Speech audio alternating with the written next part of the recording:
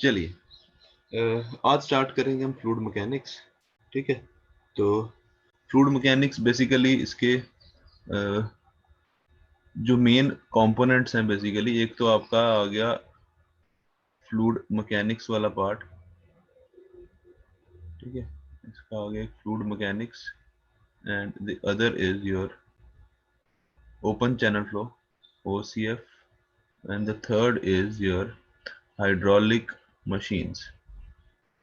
Next is your hydraulic machines.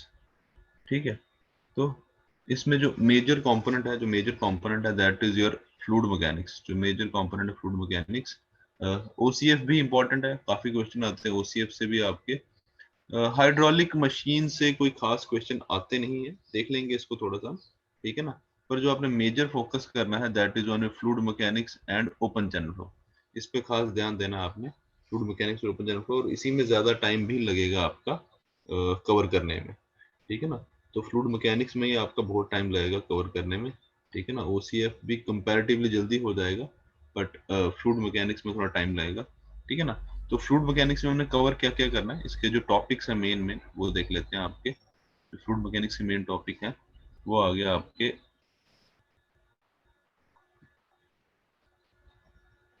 Fluid mechanics की बात करें, इसमें जो मेन टॉपिक आ गया, पहला आ गया आपका properties of fluid, properties of fluid, right. इसमें वो डेंसिटी, आपका यूनिट वेट, फिर उसके बाद हम बात करेंगे आपकी कैपिलरिटी, सरफेस टेंशन, ठीक है ना। जो मेन इसकी फ्लूइड प्रॉपर्टीज होती हैं वो आ जाएगा। विस्कोसिटी मेन टॉपिक इसका जो है दैट इज विस्कोसिटी, ठीक है। उसके बाद आता है आपका काइनेमेटिक्स ऑफ फ्लूइड फ्लो, उसके बाद आता है आपका kinematics of fluid flow, sorry kinematics नहीं, इससे पहले आपका आएगा प्रेशर मेजरमेंट, इससे पहले आपका आएगा प्रेशर मेजरमेंट, काइनेमेटिक्स से पहले, that is pressure and it's measurement, ठीक है। Third is kinematics of fluid flow, kinematics. Fourth आएगा आपका dynamics of fluid flow. Fifth आएगा आपका flow through pipes, flow through pipes. उसके बाद आएगा आपका laminar flow through pipes.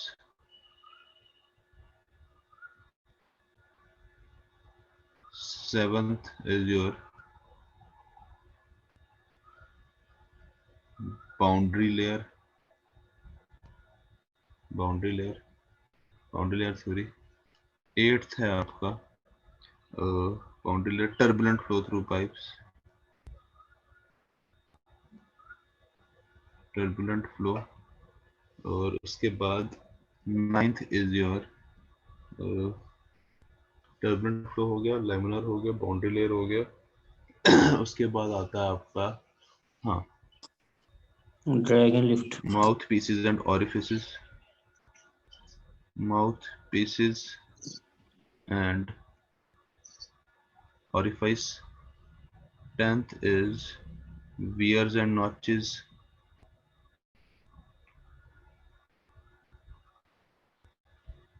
11th is drag and lift, drag and lift. And last is your dimensional analysis,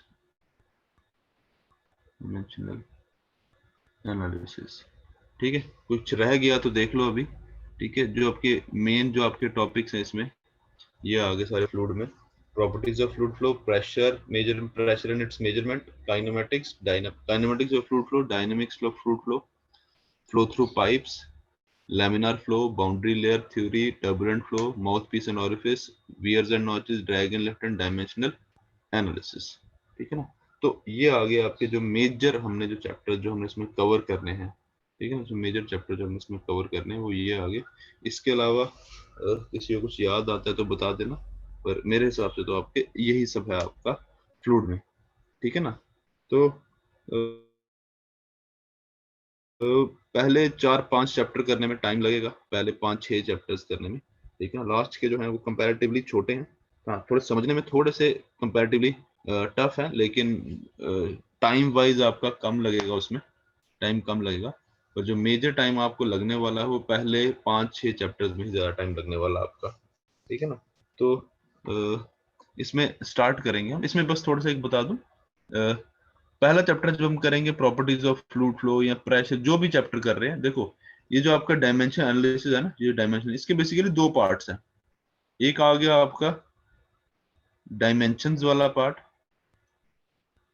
dimensions, and the other part is your model and similitude studies, जिसमें model और prototype के बीच में relation निकालते हैं, वो questions numericals आते हैं, मॉडल एंड सिमिलिट्यूड स्टडीज, ठीक है, मॉडल एंड सिमिलिट्यूड स्टडीज, ठीक है। डायमेंशंस में अगर याद हो, शायद 11th-12th में या कॉलेज में किया होगा, वो MLT फॉर्म में हम हर क्वांटिटी को एक्सप्रेस करते थे, डायमेंशंस निकालते थे, ठीक है ना। मास लेंथ तो टाइम, वो याद होगा, हाँ बहुत, मास लेंथ टाइम। हाँ ये, हाँ मास लेंथ टाइम आपका हम इस डायमेंशन में एक्सप्रेस करते थे, ठीक है ना। तो हम एक काम करेंगे, ये डायमेंशंस वाला पार्ट है ना, ये हर चैप्टर के साथ साथ करते जाएंगे, ठीक है ना। वो लास्ट में एक ही बारी आपको लिस्ट दूंगा और बोलूंगा रट्टा मारो, तो वो कंपैरेटिवली थोड़ा सा ना डिफिकल्ट हो जाता है। बस रट्टा मारना स्टार्ट कर दो, याद करना स्टार्ट कर दो, वो कंपैरेटिवली डिफिकल्ट हो जाता है। तो हम क्या करेंगे, हर जैसे जैसे हम करते जा रहे हैं आपका टॉपिक, उसके साथ साथ में जो जो क्वांटिटी आती जाएगी, उसके हम यूनिट्स, उसके जो डायमेंशन है वो साथ साथ में करते जाएंगे, ताकि आपको रट्टा मारने की जरूरत ना पड़े, आपको क्या याद हो जाए, ठीक है ना, आपको समझ आ जाए बेसिकली कि ये करते कैसे हैं, ठीक है ना। तो हम लास्ट की बजाय डायमेंशंस वाला जो पार्ट है, वो हर एक चैप्टर में जो जो हमारी क्वांटिटी आती जा रही है, उसके हम डायमेंशन साथ साथ में करते जाएंगे, ठीक है ना। तो ताकि आपको लास्ट में रट्टा मारने की जरूरत ना पड़े, आपको साथ साथ में ही कवर हो जाए, क्योंकि इसका क्वेश्चन काफी बार आता है डायमेंशन का, ठीक है ना। डायरेक्ट क्वांटिटी का डायमेंशन पूछ लेते हैं, या फिर वो मैच द फॉलोइंग करके देते हैं, 4-5 यूनिट्स दे देंगे, क्वांटिटी दे देंगे, और 4-5 उसके वो डायमेंशन दे देंगे और बोलेंगे मैच द फॉलोइंग, ठीक है ना। तो इसलिए हम साथ साथ में करते चलेंगे, ठीक है। और model and similitude studies last में पढ़ लेंगे, वो मॉडल और प्रोटोटाइप के बीच में रिलेशन निकालना, उसके न्यूमेरिकल्स काफी आते हैं। मॉडल एंड सिमिलिट्यूड स्टडीज वो बेसिकली आपका न्यूमेरिकल बेस्ड ही है, ठीक है ना। चलो स्टार्ट करते हैं। सबसे पहले हम स्टार्ट करते हैं आपका प्रॉपर्टीज ऑफ फ्लूइड फ्लो, ठीक है। सबसे पहले फ्लूइड प्रॉपर्टीज की बात करते हैं, ठीक है। First chapter is your properties of fluid flow.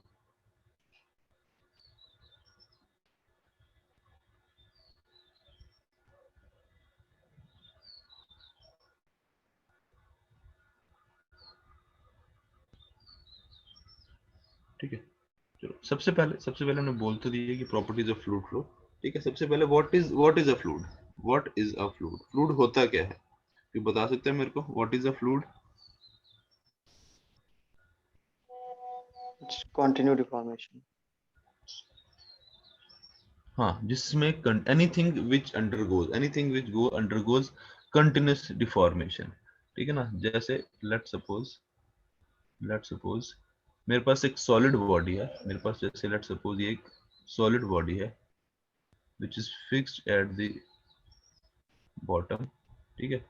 अब अगर मैं इसकी सरफेस के ऊपर एक शेयर फोर्स लगा रहा हूँ, इसकी सरफेस पे अगर मैं शेयर फोर्स लगा रहा हूँ, तो इसमें क्या होगा, ज्यादा से ज्यादा क्या हो सकता है इसमें, ये बॉडी है, इसकी एज ये यहां से इधर आ गई ज्यादा से ज्यादा, और ये यहां से इधर आ गई। मतलब कहने का मतलब क्या है, ये इसके अंदर ज्यादा से ज्यादा ये आपके ये let suppose this is angle theta, this is angle theta. तो ये जो डिफॉर्मेशन है, ये थीटा, इसको हम बोलते हैं this theta is your shear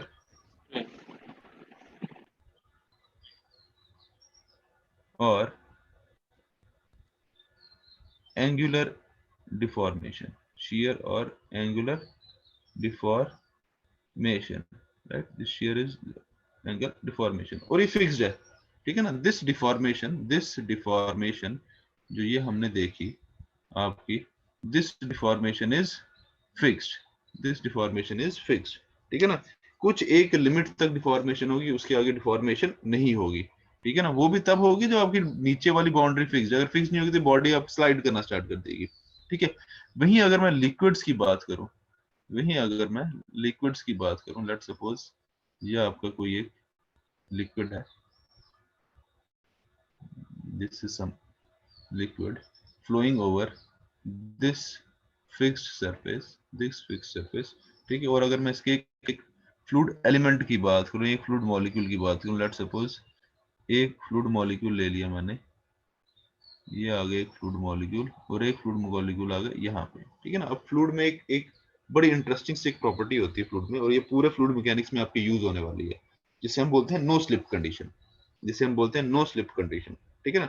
no slip condition है क्या? बेसिकली जब भी आपका कोई फ्लूइड किसी सरफेस के ऊपर से फ्लो करता है, जो उसकी बॉटम मोस्ट लेयर होती है, जो सबसे नीचे लेयर, जो लेयर आपकी वाटर की जो इस सरफेस के कांटेक्ट में आती है, ठीक है ना, जो सरफेस के कांटेक्ट में आएगी, तो वो बिकॉज ऑफ फ्रिक्शन वो क्या करेगी, उसकी जो वेलोसिटी होगी वो आपकी वेलोसिटी बहुत कम हो जाएगी, ठीक है ना। ध्यान रखना, उसकी जो रिलेटिव वेलोसिटी होगी, ठीक है, ध्यान से सुनना, मैं रिलेटिव वेलोसिटी बोल रहा हूँ, वेलोसिटी नहीं बोल रहा हूँ, ठीक है ना। तो relative velocity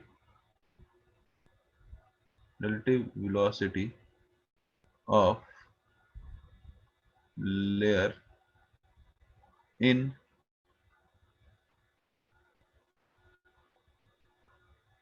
contact with the surface goes to zero, मतलब इसकी जो वेलोसिटी है एज कंपेयर टू जो ये टॉप मोस्ट पे जो टॉप में जो मॉलिक्यूल होगा, ये वाला मॉलिक्यूल, इसके टॉप में इसकी वेलोसिटी क्या हो जाएगी, कंपैरेटिवली कम हो जाएगी, बहुत कम हो जाएगी, और इसको हम इसको जीरो कंसीडर कर लेते हैं, ठीक है ना। तो अब जब ये फ्लूइड फ्लो करेगा, या फिर अगर मैं किसी तरीके से इसको यहाँ से एक शेयर फोर्स अप्लाई कर रहा हूँ, टॉप फोर्स से मैं एक फोर्स अप्लाई कर रहा हूँ, तो ये वाला पार्टिकल है, this will get stuck in this layer, ठीक है ना। इस कंडीशन को हम बोलते हैं नो स्लिप, इस कंडीशन को हम बोलते हैं नो स्लिप कंडीशन, ठीक है, नो स्लिप कंडीशन, ठीक है ना। अब ये फ्लूइड पार्टिकल तो यहाँ फिक्स हो गया, लेकिन ये फ्लूइड पार्टिकल कुछ देर बाद यहाँ पहुंच जाएगा, तो दैट मीन्स जो मेरी डिफॉर्मेशन हो गई, एंगुलर डिफॉर्मेशन, वो हो गई ये थीटा, कुछ देर बाद फ्लूइड पार्टिकल यहाँ पहुंच जाएगा। तो अब इस केस में मेरी डिफॉर्मेशन हो गई, लेट्स सपोज ये θ1 था, ये हो गई θ2, कुछ देर बाद ये फ्लूइड पार्टिकल यहाँ पहुंच जाएगा, तो अब मेरी डिफॉर्मेशन कितनी होगी, ये θ3। दैट मीन्स यहाँ पे क्या हो रही है, यहाँ पे आपकी कंटिन्यूस डिफॉर्मेशन हो रही है, राइट। तो इस केस में जो आपकी डिफॉर्मेशन है, डिफॉर्मेशन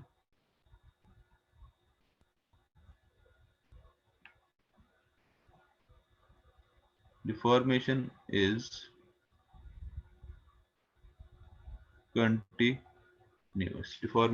कंटिन्यूस, तो ऐसे मटेरियल जिनमें deformation under the action of, ध्यान सुनना, under the action of shear और टेंजेंशियल फोर्सेस, जिन मटेरियल्स में under the action of shear और tangential forces deformation is continuous, ऐसे मटेरियल्स को, ऐसे मैटर को हम क्या रखते हैं, क्या बोलते हैं, इनको हम बोलते हैं फ्लूइड्स,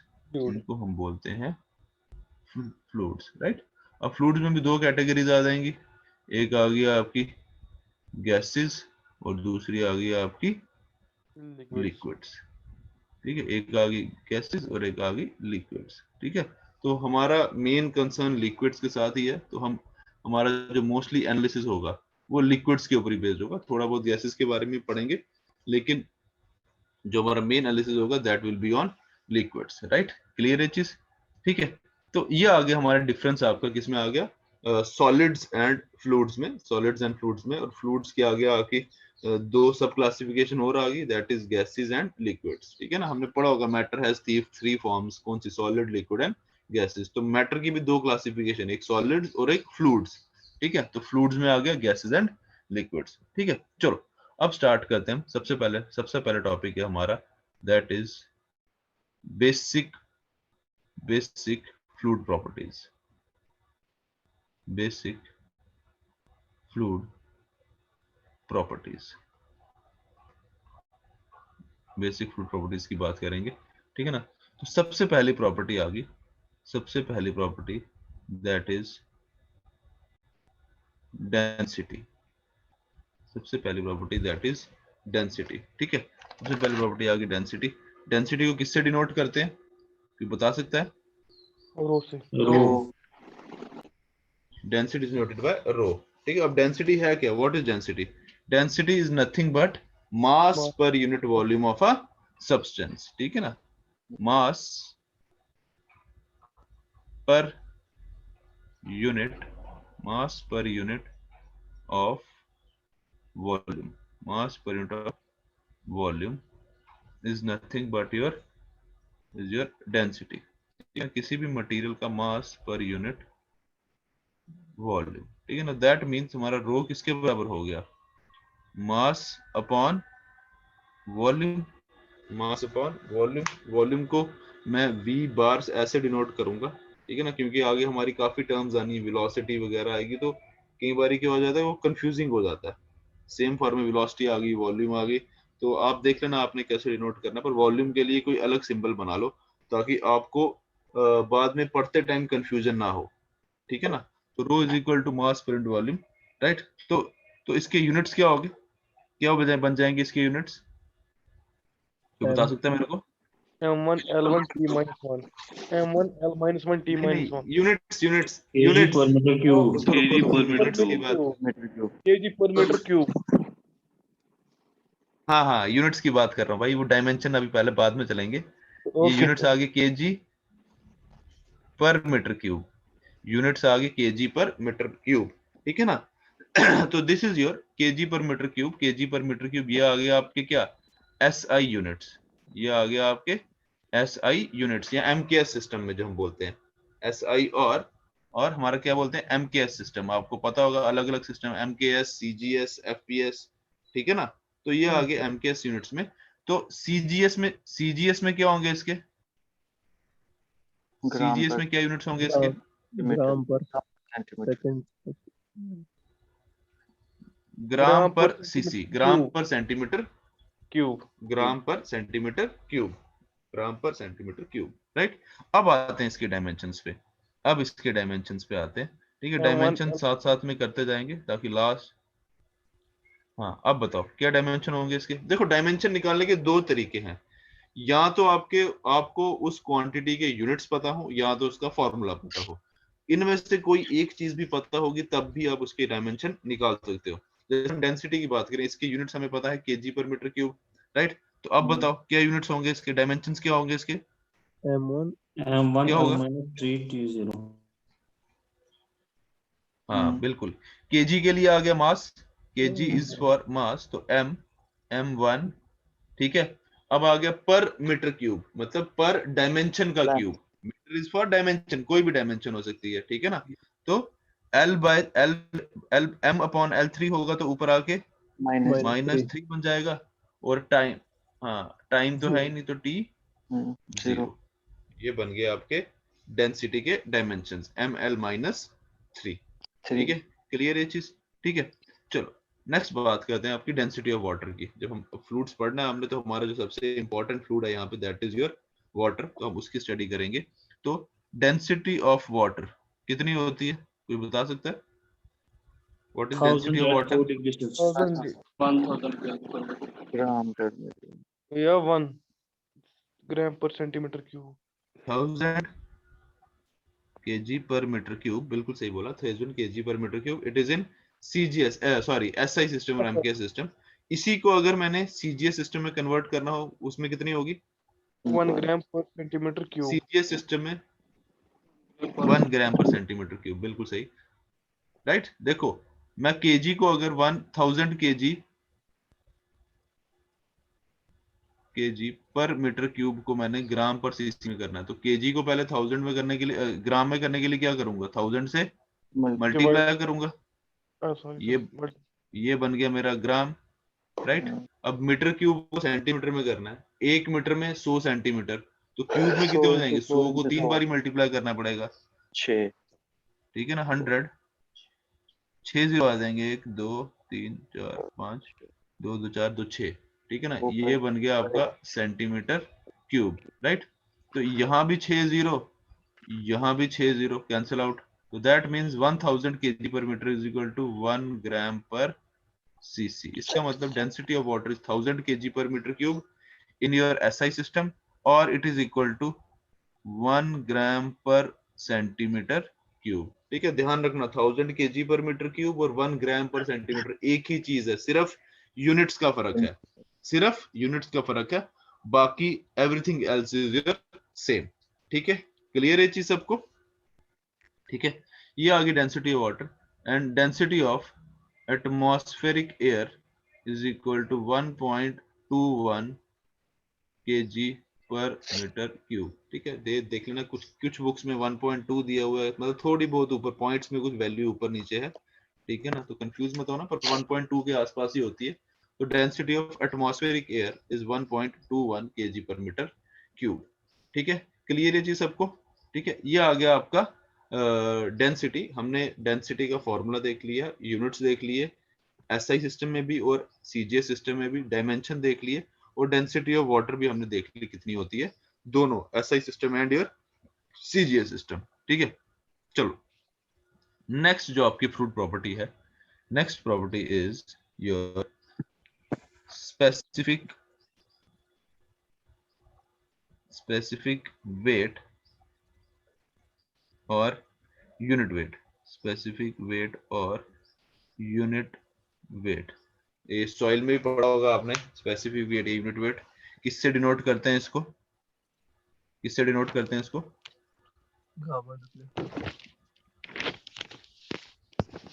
गामा से. ठीक है, और होता क्या, what is specific weight? What is specific weight? जैसे आपका डेंसिटी था mass per unit volume, specific weight आ गया आपका weight of fluid per unit. Weight per unit volume, per unit volume. So that means gamma is equal to weight upon volume, weight upon volume, right? तो इसके units क्या बन जाएंगे? Units बता दो क्या बनेंगे यूनिट्स इसके? वेट का केजी. नहीं भाई, वेट का केजी मत बोल लो, मास का होता है केजी. किलो न्यूटन नहीं, पहले बेसिक यूनिट्स में चलेंगे. न्यूटन बेसिक में चलेंगे. किलो बाद की बात है. Newton per metre cube. ठीक है ना, यूनिट बन गया आपके, जो स्पेसिफिक वेट यूनिट बन गई न्यूटन पर मीटर क्यूब. ठीक है ना, Newton per metre cube. these are your SI और it is in MKS system. ठीक है ना, तो उसके बाद पहले डायमेंशंस की बात करेंगे, फिर मैं CGS यूनिट्स पे आता हूँ. अब इसके डायमेंशंस बताओ मुझे क्या होंगे. वेट के सर फोर्स की यूनिट डायमेंशंस बताओ. हाँ, वेट के सर फोर्स, ये फोर्स वेट की के यूनिट और वॉल्यूम भी क्या आएंगे बताओ ना, बोलो. Mass into acceleration. Weight force बत- ma, mass into acceleration m1 l हाँ एग्जैक्टली, बिल्कुल सही. l1 t पावर -2 देखो डिवाइडेड बाय l3. देखो वेट होता क्या है, देखो weight, what is weight? Weight is nothing but your m g ले लो, mg ले लो, या F is equal to M A ले लो। देखो वेट भी न्यूटन है और फोर्स भी न्यूटन है, ठीक है ना। तो ये आ गया मास, ठीक है। तो मास क्या आ गया आपका, केजी। जी मास के यूनिट क्या आ गया, केजी। इनटू एक्सेलरेशन, एक्सेलरेशन क्या आ जाएगा, metre per second square, metre per second square. तो दैट मींस इसके, देखो ध्यान रखो, दिस इज नथिंग बट, ये दोनों के यूनिट्स क्या है, न्यूटन। दोनों के यूनिट्स क्या है, न्यूटन। तो ये जो ये डायमेंशंस आ रहे हैं ये न्यूटन के हैं। देखो केजी आ गया एम, मीटर आ गया एल, और सेकंड स्क्वायर आ गया T minus 2, M L T minus 2। ध्यान रखना, these are the dimensions of Newton. Newton जहां दिखे वहां पे ये डायमेंशंस डाल दो, ठीक है ना। न्यूटन आपका बड़ी जगह, ये न्यूटन ने आपको बड़ा परेशान करना आगे, ठीक है ना। न्यूटन हर जगह मिलेगा आपको, ठीक है ना। तो इसने आपको हर जगह परेशान करना, तो न्यूटन के याद रखो, M L T minus 2, mass into acceleration, ठीक है ना। तो जहां न्यूटन दिखा वहां एम एल टी माइनस 2 ठोक दो, ठीक है ना। तो यहां पे हमारे डायमेंशन के आगे, डायमेंशन के आगे न्यूटन आ गया, M L m t -2 minus 2 upon divided by upon L, L cube, right. L cube ऊपर आ जाएगा -3 हो जाएगा, हाँ एल क्यूब ऊपर आएगा तो -3 हो जाएगा, तो -3 और +1 -2 हो जाएगा, ठीक है ना। तो इसके जो डायमेंशंस बन गए, this will become M L -2 and T -2, right. Clear है चीज, ठीक है, ठीक है। This is your M L -2 T -2, ठीक है। ये आगे डायमेंशंस, ठीक है। तो यूनिट्स की बात की थी हमने, यूनिट्स की बात की थी। तो इसके एस आई यूनिट्स जो हैं, एस आई यूनिट्स हैं आपके Newton per metre cube, Newton per metre cube. तो अब सीजीएस यूनिट्स की बात करेंगे। सीजीएस यूनिट्स क्या होंगे इसके, Newton per metre cube.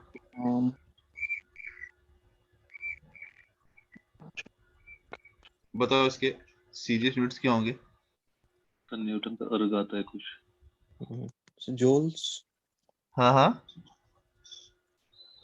Joule क्या बोल रहे हो। न्यूटन का अर्ग आता है ना कुछ, अर्ग मीटर सेंटीमीटर से। देखो कन्वर्ट करो ना यार, न्यूटन क्या देखो आपको बेसिकली यहाँ पे, ये न्यूटन देखो, gram what is newton, centimetre newton per is second square KG. हाँ डिवाइड बाय सेंटीमीटर क्यूब। तो इसका आ जाएगा सर हाँ हाँ ग्राम हाँ हाँ, बिल्कुल सही बोल रहे हैं। सेंटीमीटर याद, ग्राम ग्राम पर सेंटीमीटर स्क्वायर सेकंड स्क्वायर। हाँ ये आ हाँ जाएगा हाँ, सर। देखो ये क्या आ गया, ग्राम। हाँ हाँ बिल्कुल सही बोल रहे हो। देखो न्यूटन आ गया, न्यूटन को कन्वर्ट करेंगे पहले। ये देखो, this is your Newton, gram centimetre second square, centimetre sorry, ये दोनों से डिवाइड में होंगे। ग्राम अपॉन डिवाइड में। हाँ मैं वही बता रहा हूँ, centimetre square into 1 by centimetre cube, यही आएगा। क्या किया पहले, न्यूटन को कन्वर्ट किया पहले उसमें, फिर इसको कर दिया, राइट। तो ये क्या बन जाएगा आपका, this will become gram bye centimetre square second square into centimetre square, right. Clear है चीज। ये बन गया आपका, ये बन गया आपका सीजीएस यूनिट, किसका, आपका यूनिट वेट का, ठीक है। ये बन गया आपका सीजीएस यूनिट वेट का, ठीक है ना। क्लियर है चीज, ठीक है। देखो अब एक चीज देखो जरा, इसके हमने डायमेंशंस क्या लिखे थे, एम एल -2 टी -2। इसके डायमेंशन लिखो जरा। ग्राम का क्या आ गया, एम, ग्राम का आ गया एम, सेंटीमीटर स्क्वायर क्या आ जाएगा, एल -2, सेकंड स्क्वायर क्या आ गया, second T -2। Dimension will remain the same, ठीक है ना। तो इसका मतलब देखो, डायमेंशन सेम आ गए, इसका मतलब हमने कन्वर्जन सही किया है, ठीक है। डायमेंशन सेम आ गए तो इसका मतलब हमने कन्वर्जन सही किया है। तो चाहे आप यूनिट्स एसआई सिस्टम में लिखो चाहे सीजीएस यूनिट में लिखो, आपके डायमेंशन जो होंगे वो सेम रहेंगे, ठीक है ना, डायमेंशन शैल नॉट चेंज, ठीक है, क्लियर है चीज, ठीक है। अब थोड़ी सी न्यूटन की बात करते हैं, न्यूटन की बात करते हैं हम, ठीक है ना। तो हमने न्यूटन देखा, basically Newton is nothing but KG metre per second square, ठीक है, KG metre per second square, ठीक है ना। This is in SI system, ठीक है। अगर मैंने सिर्फ और सिर्फ न्यूटन को सीजीएस में कन्वर्ट करना हो, ठीक है, ध्यान रखो, अगर मैंने सिर्फ और सिर्फ न्यूटन को कन्वर्ट करना हो सीजीएस सिस्टम में, तो ये किसके बराबर आएगा? ग्राम सेंटीमीटर पर ग्राम सेकंड। सेंटीमीटर पर सेकंड। ग्राम सेंटीमीटर पर सेकंड स्क्वायर, यही आया, ग्राम सेंटीमीटर पर सेकंड स्क्वायर। इसको हम बोलते हैं, इसको हम बोलते हैं, कोई बता सकता है इसको क्या बोलते हैं हम? वो जैसे हाँ KG metre per second, dine. Dine बोलते हैं, बिल्कुल सही बात, DYNE, डाइन, ठीक है ना। तो ध्यान रखना, फोर्स या वेट का आपका सीजीएस यूनिट है डाइन, ठीक है, सीजीएस यूनिट है आपका डाइन, ठीक है। तो अब न्यूटन को कन्वर्ट करते हैं, तो 1 न्यूटन, इसका रिलेशन क्या बनेगा? 1 newton is equal to how much dynes? देखो जरा, 1 न्यूटन विल बिकम 1000 टाइम, 1000 नहीं सर, 1000 1000 मोर 1000 into into 100 भी आएगा ना। 10 power 0.1 देखो 10 power केजी को कन्वर्ट किया ग्राम में, 3 जीरो आ गए, मीटर को सेंटीमीटर 2 जीरो, और तो 1 newton is equal to 10 raise to power 5 dynes, ठीक है। तो कन्वर्जन्स का ध्यान रखना, देखो फ्लूइड मैकेनिक्स में कन्वर्जन्स यूनिट्स बहुत इंपॉर्टेंट है, ठीक है। क्वेश्चन आएगा पेपर में, सिंपल सा क्वेश्चन होगा, फॉर्मूला भी पता होगा आपको, फंसाएंगे किसमें? यूनिट्स में। क्वेश्चन में 3 चीजें दी होंगी, तीनों के यूनिट्स अलग दिए होंगे, और जो आंसर होगा ऑप्शन वो चौथे यूनिट में होगा, किसी और ही यूनिट में होगा। तो जब तक आपको पता भी होगा करना कैसे, लेकिन यूनिट्स कन्वर्जन करना नहीं आएंगे, ठीक है ना। तो ध्यान रखना, फ्लूइड मैकेनिक्स में conversion of units is very important, ठीक है आपको, क्योंकि यहाँ पे हर एक क्वांटिटी के हमने 2-2, 3-3 यूनिट पढ़ने हैं, हर एक चीज जो भी हम पढ़ेंगे उसमें हर एक के 2-2, 3-3 यूनिट्स पढ़ेंगे। सीजीएस सिस्टम में अलग, एसआई सिस्टम में अलग, तो क्वेश्चन में हो सकता है वो सीजीएस में दे दे, ऑप्शन वो उसने एसआई में पूछा हो, या क्वेश्चन में उसने यूनिट्स दिए हो एसआई सिस्टम में और यूनिट्स ऑप्शन में पूछा हो, आंसर में सीजीएस में पूछा हो। तो इसलिए कन्वर्जन इज वेरी इंपॉर्टेंट, तो इसलिए इसका ध्यान रखना, ठीक है, इसलिए इसका ध्यान रखना, ठीक है। चलो अब बात करते हैं हम यूनिट वेट ऑफ वाटर की, ठीक है। हाँ ये पानी पानी होने वाला है यहाँ पे, ठीक है ना, अभी ध्यान रखना। चलो यूनिट वेट ऑफ वाटर कितना होगा? What is unit weight of water, कोई बता सकता है? What is unit weight of water? 9.81 हाँ देखो सिंपल सी बात है, 9.81 जो आप बोल रहे हो, 9.81 that is kilo Newton per metre cube, kilo Newton per metre cube. देखो इसका मैं सिंपल सा फंडा बताता हूँ आपको, यूनिट वेट का आपने सॉइल में भी पढ़ा होगा, गामा किसके बराबर होता है, राइट। देखो वेट किसके बराबर है? What is weight? Weight is equal to M G, weight is equal to M G, right. अगर मैं इन दोनों को मैं वॉल्यूम से डिवाइड कर दूं by same volume, dividing it by same volume, तो W अपॉन V क्या बन गया? gamma गामा, और MV क्या? MV बन गया rho, and it is become, ये आ गया G, ठीक है। Gamma is equal to rho G। ध्यान रखना बहुत इंपॉर्टेंट रिलेशन है ये फ्लूइड मैकेनिक्स में, gamma is equal to rho G, बहुत जगह यूज होने वाला है आगे, ठीक है। तो ये रिलेशन ध्यान में रखना, gamma is equal to rho G, ठीक है। Unit weight is equal to density into acceleration due to gravity, ठीक है ना। तो यहीं से हम रिलेशन निकाल सकते हैं, डेंसिटी ऑफ वाटर कितना आ गया? 1000, और जी आ गया आपका 9.81, 981, तो that means gamma is equal to 9810 newton per metre cube, right right. तो ये इसको 1000 से डिवाइड करें तो किलो न्यूटन में हो गया, तो that means gamma is equal to 9810 newton per metre cube, ठीक है, पर मीटर क्यूब, ठीक है। क्वेश्चन कर रहे हो पेपर में, आप कहीं पे यूज हो रहा है, तो इसको अप्रोक्सीमेटली आप 10,000 लेके भी सॉल्व कर सकते हो। 10,000 न्यूटन पर मीटर क्यूब, या कुछ क्वेश्चन में ऑलरेडी आपको जैसे 9.81 है तो आपको दिया होगा 10 kilo Newton per metre cube, ठीक है, कुछ इसी फॉर्म में ये ऑलरेडी गिवन होगा आपको, ठीक है। तो इसको जरा, ये तो यूनिट्स आ गए कौन से, ये यूनिट्स आ गए आपके एसआई सिस्टम है, ठीक है ना। ये जो 9.81 या 9810 newton per metre cube, 9810 newton per metre cube, ये आया एसआई सिस्टम में। इसको सीजीएस में कन्वर्ट करो जरा, density of unit weight of water निकालो सीजीएस सिस्टम में, बताओ कितना होगा।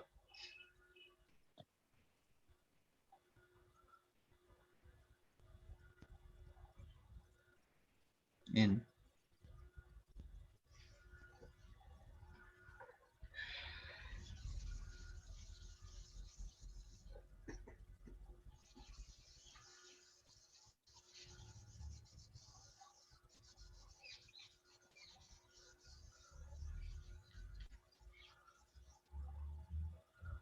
सीजीएस में बताओ कितना होगा ये।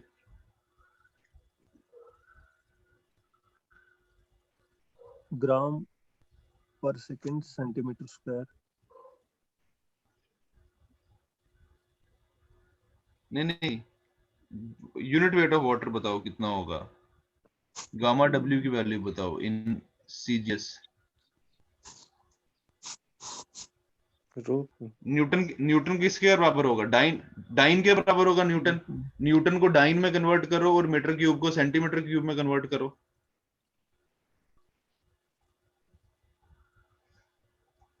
Nine eight one zero newton dyne में हो जाएगा तो हो जाएगा 10⁵ ये हो गया आपका डाइन, राइट। अब नीचे क्या है, मीटर क्यूब को सेंटीमीटर क्यूब में करना है, तो कितने जीरो आएंगे, 6 जीरो। एक मीटर में 100 सेंटीमीटर, तो सेंटीमीटर क्यूब कितना, सेंटीमीटर क्यूब 981। हाँ बिल्कुल 981, बिल्कुल। ये देखो ना, ये 10⁵ और ये 6 जीरो हो गए, 5 जीरो ये, 1 जीरो 6 और ये 6 जीरो कट गए, राइट। दैट मीन्स हमारा unit weight in SI system will become 981 dyne per centimetre cube per CC, ठीक है ना। तो यूनिट वेट ऑफ वाटर हमने देख लिया किसके ऊपर है, 9.81 kilo Newton per metre cube या 981 किलोमीटर पर क्यूब। या फिर एक और यूनिट होता है that is KG force, that is KG force. तो आपका जो गामा डब्ल्यू है, राइट, जो गामा डब्ल्यू है that is 1000 KG force, 1000 KG force पर मीटर क्यूब, ठीक है ना। एक और आपका यूनिट आता है आपका 1000 केजी फोर्स पर मीटर क्यूब, ठीक है, 1000 केजी फोर्स पर मीटर क्यूब, ठीक है। ये आ गया आपका यूनिट वेट, ये आ गया यूनिट वेट। नेक्स्ट बात करते हैं, जो नेक्स्ट प्रॉपर्टी है, third is your specific gravity. Third is specific gravity. Sir थोड़ा पढ़ा सा होगा आपने सॉइल में स्पेसिफिक ग्रेविटी। एक मिनट अभी करता हूं,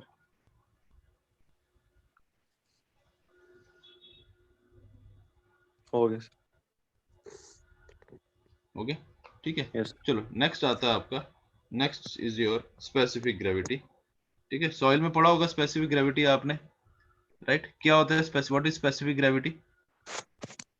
Unit weight of solids is the unit weight of water.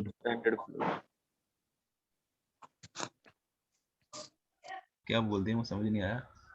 Density of fluid upon specific gravity, हाँ बिल्कुल, देखो specific gravity is nothing but it is the ratio of density of fluid density, या फिर हम unit weight भी बोल सकते हैं, डेंसिटी और unit weight of fluid to the density और unit weight of standard fluid of same volume.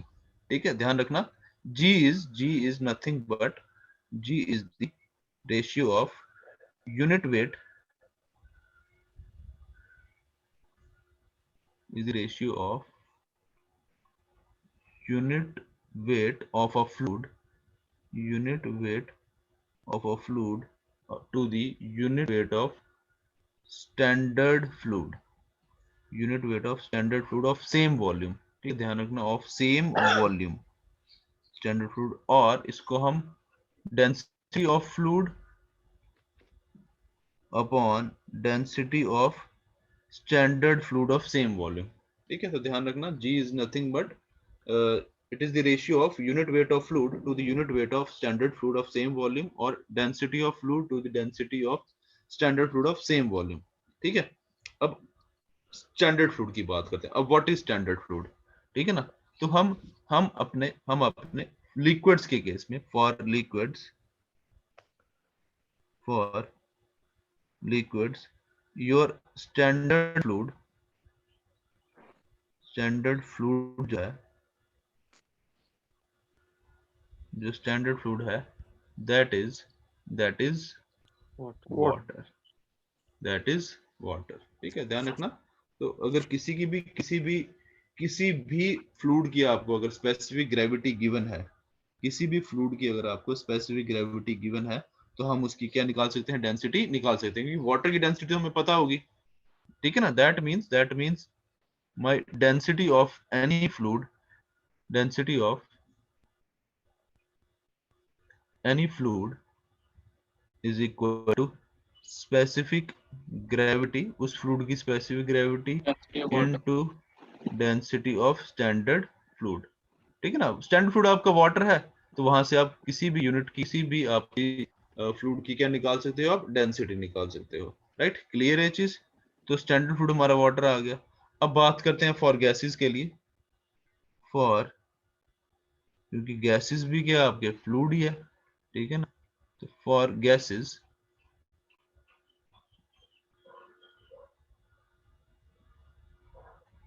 Your standard fluid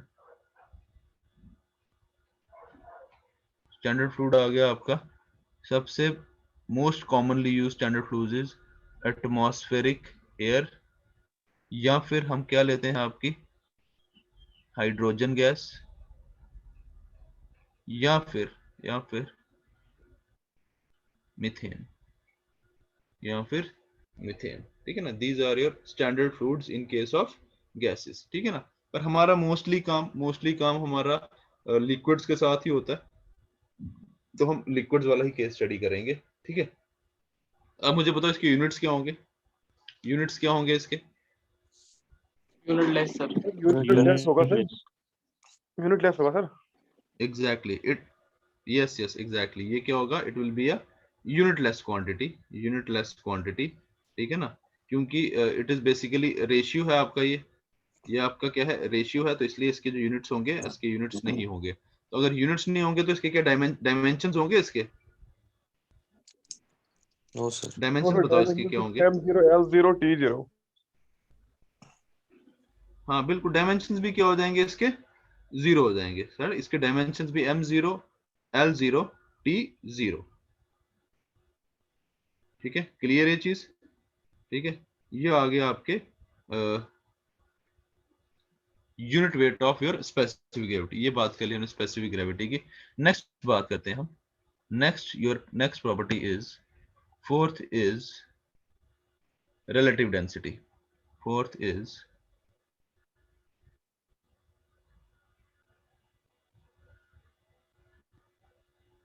relative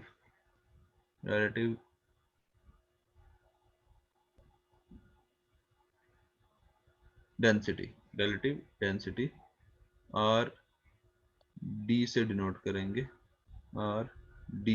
करेंगे, तो बता सकते हो कि मेरे को व्हाट इज रिलेटिव डेंसिटी है क्या? Relative density is nothing but ratio of densities of any two fluids, ठीक है, तो ध्यान रखना किसी भी दो फ्लूइड्स की जो डेंसिटी का रेशियो होगा that will be relative density, rho 1 by rho 2, ठीक है, rho 1 by rho 2, relative density is nothing but it is the ratio of density of two fluids, ठीक है ना। तो इसमें बस एक चीज का ध्यान रखना आपने, कई बार क्वेश्चन आते हैं पेपर में, उसमें आपको रिलेटिव डेंसिटी दी होती है किसी एक फ्लूइड की, लेकिन दूसरा फ्लूइड नहीं गिवन होता आपको, ठीक है ना। बोल देंगे relative density of your toluene या फिर बेंजीन, कुछ भी आपका केरोसिन इज कुछ वैल्यू दे दी, ठीक है ना, तो बोलेंगे उसकी डेंसिटी निकालो, या वो कहीं यूज होता होगा क्वेश्चन में। तो इन केस अगर आपको relative density of second fluid given नहीं है, ठीक है ना, if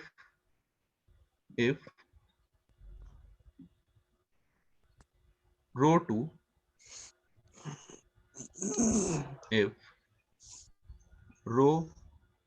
2 is not given, if row 2 is not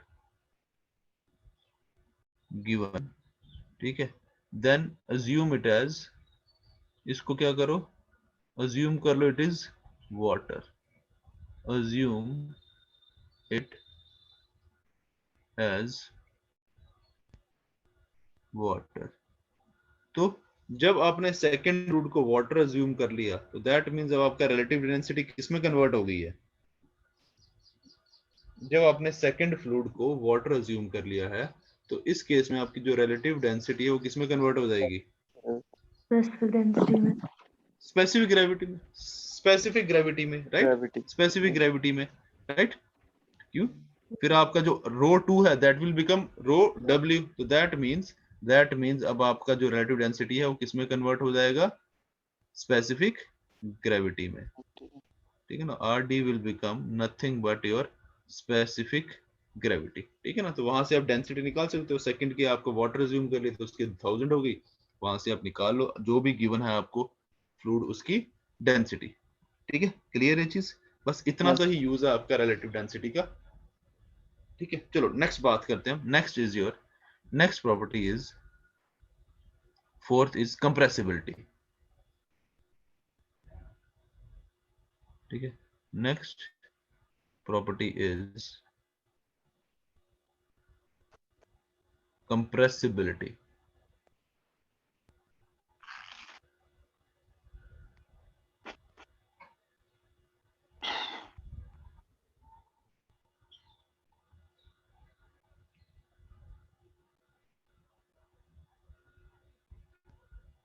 compressibility इसको डिनोट करते हैं हम बीटा से, इसको डिनोट करते हैं हम बीटा से, ठीक है ना। तो व्हाट इज कंप्रेसिबिलिटी, तो बता सकता है मेरे को क्या होती है कंप्रेसिबिलिटी, नाम से ही समझ आ रहा है यार, 1/k। How much a fluid is compressible? Force अगर में कितना चेंज हो रहा है, किसी वॉल्यूम के अंदर कितना मतलब कंप्रेसिबिलिटी कंप्रेस हो रहा है, हाँ बिल्कुल सीधी सी बात है, नाम से समझ आ रहा है कि कोई चीज कितनी कंप्रेस हो सकती है, ठीक है ना। कंप्रेसिबिलिटी क्या होगी, नाम से समझ आ रहा है कि कोई चीज कितनी कंप्रेस हो सकती है, लेकिन कंप्रेस होगी कब, खुद से तो कंप्रेस होगी नहीं, खुद से तो कंप्रेस होगी नहीं, जब तक कोई एक्सटर्नल फोर्स या एक्सटर्नल प्रेशर नहीं लगेगा तब तक कोई भी चीज कंप्रेस नहीं होगी। तो compressibility is nothing but change in volume on the application of या ऑन चेंज इन प्रेशर, ठीक है ना, right. Compressibility is nothing but change in volume to the original volume on the change in pressure. पहले बाहर pressure कुछ और था, अब आपने क्या किया, प्रेशर बढ़ा दिया, दैट इज compressibility। तो beta is nothing but change in volume to original volume on change in pressure, बाहर जब प्रेशर कंडीशन चेंज हुई तो ये आ गई कंप्रेसिबिलिटी, राइट। अब ध्यान से देखो, मैंने इस फॉर्मूले में माइनस का साइन लगाया है, ठीक है, क्या लिया है, माइनस का sign. What does this minus sign indicate, ये माइनस साइन क्या इंडिकेट करेगा, वॉल्यूम डिक्रीज हो रहा है, वॉल्यूम डिक्रीज हो रहा है, प्रेशर इंक्रीज हो रहा है, वॉल्यूम डिक्रीज हो रहा है, right exactly. Minus sign denotes change in, decrease in volume, ठीक है। जो नेगेटिव साइन है ये डिनोट कर रहा है आपका change in volume, right. Clear है चीज सबको? ठीक है, चलो अब कंप्रेसिबिलिटी का हम रिलेशन निकालते हैं आपका, इसका डेंसिटी के साथ रिलेशन निकालेंगे। ठीक है ना, देखो सीधी सी बात है, अगर कोई चीज कंप्रेस हो रही है, अगर कोई चीज कंप्रेस हो रही है, दैट मींस क्या, उसकी वॉल्यूम डिक्रीज हो रही है, राइट। दैट मींस उसकी वॉल्यूम डिक्रीज हो रही है। अगर वॉल्यूम डिक्रीज होगी तो डेंसिटी के साथ क्या रिलेशन बनेगा? डेंसिटी बढ़ेगी, कम होगी? बढ़ जाएगी, इंक्रीज होगा तो डेंसिटी बढ़ेगी। बढ़ जाएगी। डेंस ठीक है ना, डेंसिटी इज क्या? Density is mass upon volume. Density is nothing but mass by volume. अब मास तो आपको पता है, इट कैन नॉट चेंज, मास का चेंज वॉल्यूम नहीं डिक्रीज हो हो रहा सकता। है। ठीक है, mass shall always remain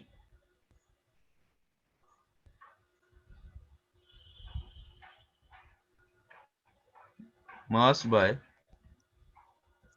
volume. ठीक है ना, तो वॉल्यूम कम हुआ तो दैट मींस आपकी डेंसिटी विल इंक्रीज। ठीक है ना, तो हम डेंसिटी के साथ रिलेशन निकालेंगे अब आपके कंप्रेसिबिलिटी का, तो वहां से हम देखेंगे कि क्या चीज कोई कंप्रेसिबल है या नहीं है। ठीक है ना, चलो तो लेट्स सपोज, देखो हमारा अब मास किसके बराबर है? हमारा density is equal to mass into volume, तो that means mass is equal to density into volume. Density into volume. ठीक है, mass is equal to density into volume, which is a constant quantity, right, जो कि constant है। Mass is equal to density into volume, mass constant है, that means this is a constant quantity. ठीक है ना, तो अगर इसको मैं डिफरेंशिएट करूं, इसको मैं रो वी को डिफरेंशिएट करूं, अगर मैं ऑन डिफरेंशिएटिंग, ठीक है, इसको अगर मैं डिफरेंशिएट करूं, ठीक है, क्या लगेगा? प्रोडक्ट रूल लगेगा। प्रोडक्ट रूल लगेगा, a इंटू बी, ए को पहले बाहर रखो, बी को डिफरेंशिएट करो, प्लस फिर बी को डिफरेंशिएट करो, ए को बाहर रखो। ठीक है ना, तो ये क्या आ जाएगा आपका? रो dv प्लस v को बाहर रखा, v को बाहर रखा, तो ये आ गया d rho is equal to क्या आ जाएगा? कांस्टेंट की डिफरेंशिएशन तो क्या होगी? जीरो होगी। कांस्टेंट की डिफरेंशिएशन होगी जीरो, राइट। इसको जरा सा रीअरेंज करूं, ये आ गया आपका rho dv is equal to minus v d by rho, और इसको मैं ऐसे भी लिख सकता हूं, minus dv by v is equal to d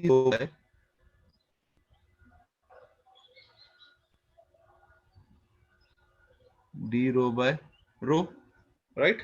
क्या बन गया? Minus dv by v is equal to d rho by rho. अब ये माइनस dv बाय v कहां देखा था हमने? इस फर्स्ट इक्वेशन में, minus dv by v, right.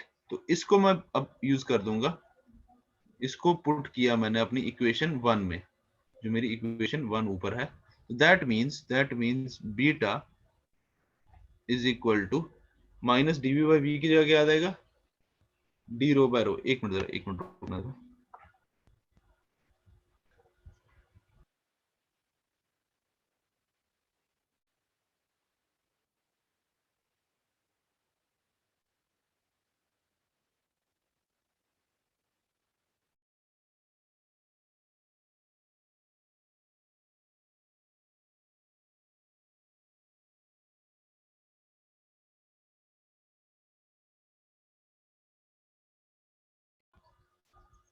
चलो, तो दैट मीन्स हमारा बीटा किसके बराबर आ जाएगा? माइनस डी बाई वी की जो पुट करूंगा, D rho by rho. That means this becomes D rho by rho into 1 by dp, और इसको मैं ऐसे भी लिख सकता हूँ, 1 by rho is equal into D rho by dp। बीटा is equal to 1 by rho d rho by dp. That means my compressibility is nothing but 1 by density into change in density upon change in pressure, right? Right, clear ये चीज। तो beta का मेरा relation बन गया, beta is nothing but 1 by density into change in density by change in pressure, ठीक है ना। अब यहां से हमें पता लगेगा कि मेरी कंप्रेसिबिलिटी, कोई चीज कंप्रेसिबल है या नहीं है, ठीक है ना। तो फर्स्ट, पहली चीज हमें यहां से ये पता लगी, first if rho is not, मतलब अगर डेंसिटी चेंज नहीं हो रही है, if rho is not changing with respect to pressure, if rho is not changing with respect to pressure, ठीक है ना। तो इसका मतलब क्या हुआ, नहीं इसका मतलब क्या हुआ, रो कांस्टेंट है, ठीक है, रो इज कांस्टेंट, और कांस्टेंट की डिफरेंशिएशन क्या होती है, जीरो, कांस्टेंट की differentiation zero.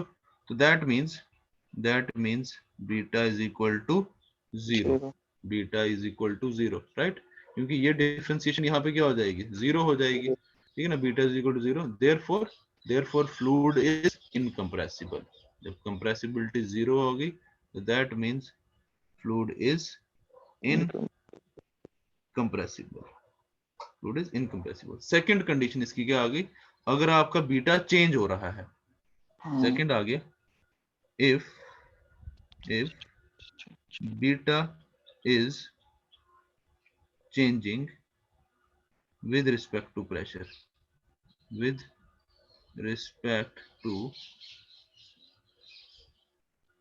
pressure, that means rho is, sorry beta नहीं, ये रो था आपका, if rho is changing with respect to, that means अगर रो चेंज हो रहा है तो इसका मतलब रो कांस्टेंट नहीं है, रो कांस्टेंट नहीं है। अगर रो कांस्टेंट नहीं है तो कुछ ना कुछ डिफरेंशिएशन तो होगी इसकी, कुछ ना कुछ डिफरेंशिएशन तो होगी। तो that means beta will not be equal to zero, beta will not be equal to zero. तो देयरफॉर अगर बीटा जीरो नहीं है, इसका मतलब कंप्रेसिबिलिटी कुछ ना कुछ वॉल्यूम है, therefore the fluid is compressible, therefore the fluid is compressible, ठीक है ना। तो ये रिलेशन आ गया आपका किसका, ये जो ये रिलेशन है, this is the relation of beta and compressibility and density, ठीक है। तो यहां से आप बता सकते हो कि कोई चीज कंप्रेसिबल है या नहीं है, ठीक है, क्लियर है चीज, ठीक है। तो यहां से पता लग गया हमें कंप्रेसिबिलिटी की बात, ठीक है। अब लिक्विड्स की बात करते हैं, वाटर की बात करते हैं, ठीक है, वाटर की बात करते हैं। अब वाटर क्या आपका कंप्रेसिबल है या इनकम्प्रेसिबल है, बता सकते हैं मेरे को, वाटर की कंप्रेसिबिलिटी बताओ, क्या वो कंप्रेसिबल है या नहीं है। आइडियल इज इनकम्प्रेसिबल, तो वैसे है। हाँ सर आइडियल फ्लूइड को हम इनकम्प्रेसिबल लेते हैं। हाँ, आइडियल फ्लूइड को तो हम इनकम्प्रेसिबल लेते हैं, बिल्कुल सही बोला आपने। लेकिन नॉर्मली वाटर क्या है, कंप्रेसिबल है कि नहीं है। देखो वाटर जो है, बेसिकली वाटर आपका कंप्रेसिबल होता है, ठीक है ना, वाटर आपका कंप्रेसिबल होता है, लेकिन इसकी जो इसकी जो कंप्रेसिबिलिटी है, अगर आपको उसको कंप्रेस करना है तो प्रेशर बहुत ज्यादा लगाना पड़ता है, समझ रहे, मतलब ऑलमोस्ट 100 atm प्रेशर अगर आप चेंज करोगे, 100 atm प्रेशर बहुत होता है, मतलब 1 atm is atmospheric pressure at sea level. तो उसी का अगर 100 टाइम्स करोगे तब जाके आपका वाटर कोई 0.5% कंप्रेस होगा, समझ रहे हो। 100 atm प्रेशर बढ़ाने पे तब जाके आपका वाटर जो है 0.5% कंप्रेस होगा। तो देखा जाए तो वाटर आपका है तो कंप्रेसिबल, लेकिन कंप्रेस करने के लिए जो आपको अमाउंट ऑफ वर्क करना पड़ रहा है दैट इज वेरी ह्यूज, ठीक है ना। इसीलिए हम क्या करते हैं, वाटर को, even though water is compressible but we consider it as incompressible. हम जो एनालिसिस करेंगे अपना ये, वो हम क्या करते हैं, इसको इनकंप्रेसिबल अज्यूम करके ही करते हैं, ठीक है। एक कंप्रेसिबल फ्लूइड्स आपका एक अलग ही आपका बेसिकली चैप्टर आता है, ठीक है ना, वो अलग चीज है आपका, ठीक है ना। बट हम जो उसको कंसीडर करते हैं, हम जो एनालिसिस कर रहे हैं, वो एनालिसिस कर रहे हैं आपका क्या अज्यूम करके, दैट वाटर इज इनकंप्रेसिबल, ठीक है ना। तो basically it is just an assumption, ठीक है ना। है तो वाटर कंप्रेसिबल, लेकिन कंप्रेस करने के लिए जो अमाउंट ऑफ वर्क या मैग्नीट्यूड ऑफ वर्क करना पड़ रहा है और जो आउटपुट मिल रहा है आपको, ठीक है ना, 100 ATM प्रेशर बढ़ाने पे 0.5% आपको उसकी क्या मिल रही है, कंप्रेसिबिलिटी मिल रही है। तो दैट मींस जो आउटपुट के अगेंस्ट जो आप वर्क कर रहे हो दैट इज ह्यूज। तो इसीलिए क्या करते हैं, हम वाटर को इनकंप्रेसिबल कंसीडर करते हैं। ठीक है, ध्यान रखना, इनकंप्रेसिबल नहीं है, लेकिन हम उसको just we are considering it as incompressible. ठीक है, क्लियर है चीज सबको? ठीक है, तो ये आ गई कंप्रेसिबिलिटी ऑफ वाटर। ठीक है सर, ठीक है। नेक्स्ट बात करते हैं कंप्रेसिबिलिटी ऑफ गैसेस की। नेक्स्ट बात करते हैं कंप्रेसिबिलिटी ऑफ गैसेस की। ठीक है, अब बताओ क्या गैसेस कंप्रेसिबल हैं? Yes sir, are gases compressible? Yes sir. Obviously बात है, ऑब्वियसली बात है, गैसेस तो कंप्रेस होती हैं। ठीक है ना, जो आपके एलपीजी लिक्विफाइड प्रेशर गैस, वो है क्या बेसिकली, उसको हम प्रेशराइज करके हम सिलेंडर में फिल करते हैं आपके। ठीक है ना, तो gases are compressible, gases are compressible. और हम ये भी बोल सकते हैं gases are highly compressible. these are highly compressible। ठीक है, हाईली कंप्रेसिबल। अब इसका रिलेशन निकालते हैं हम आपका प्रेशर के साथ। प्रेशर अप्लाई करो, जितना मर्जी प्रेशर अप्लाई कर दो, उतना मर्जी उसको कंप्रेस करते जाओ। ठीक है ना, वो रिलेशन ड्राइव होगा आपका। इस इक्वेशन के बारे में सुना है, आइडियल गैस इक्वेशन, सुना है इसके बारे में? PV is equal to NRT। Right, NRT। PV is equal to NRT, बिल्कुल सही। 11th-12th अच्छे से करिए लग रहा है। PV is equal to NRT। PV is equal to NRT। ठीक है, अब इसमें बताओ ये P क्या है? What is P? What is P? P is the pressure। P क्या होता है? P is pressure, सीधी सी बात है। V क्या है? What is V? Volume। This V is your volume. This is volume. What is N? At what is N? Constant शायद। चलो N छोड़ो, R क्या है? What is R? What is R?